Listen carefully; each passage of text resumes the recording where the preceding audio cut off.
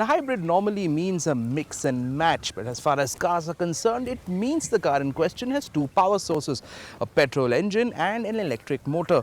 After pioneering the technology with the Prius back in 1997, Toyota's extended it to the all-new Camry.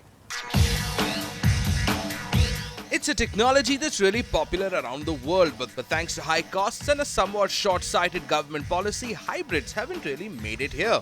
Though Toyota is trying. After launching the hugely overpriced due to taxes Prius in 2011, they've now put the hybrid tech into their Indian flagship, the Camry. And it's a complex bit of technology.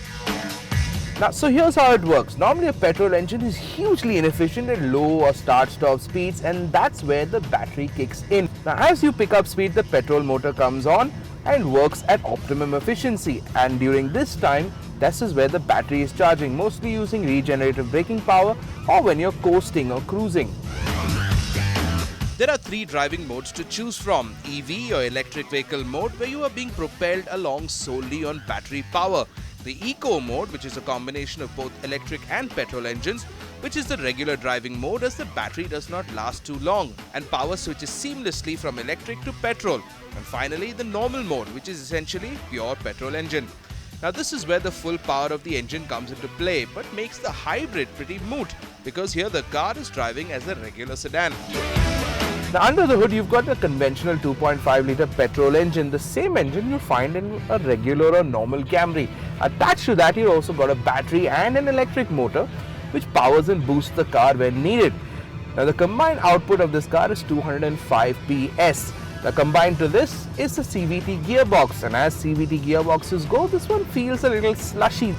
Now, there's no manual options, you've got preset ratios, but considering the way this car is built and how it drives, I don't think you're going to be flinging it around corners. Now, since this is a CVT or continuous variable transmission, there is a fair bit of lag, especially when you hit the gas hard. But in retrospect, considering that the point of this car is efficiency, any sudden bursts of acceleration are going to be really bad for mileage. Talking about mileage, here are the figures. The ARAI rating for the Camry Hybrid is a spectacular 19 km per litre, but in real-world conditions, we'd expect something in the region of 12 to 13, which is a very good number coming from a car with a 2.5-litre petrol engine. Since this is a high-end Toyota, ride quality is something we need to talk about. It's spectacular. The Camry absorbs everything on the road, potholes, undulations, and due to the batteries in the rear, there isn't too much pitching either.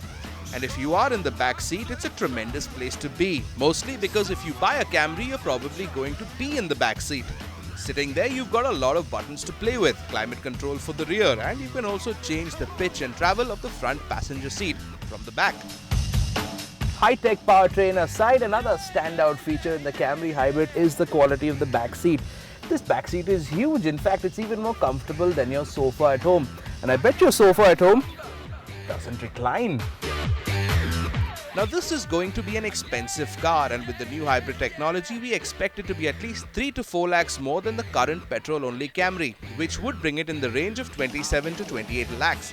But with the great mileage, the Camry badge, the huge S-Class type back seat, and the knowledge that you're not completely destroying the environment, the Camry should be just a ticket for the luxury-loving executive.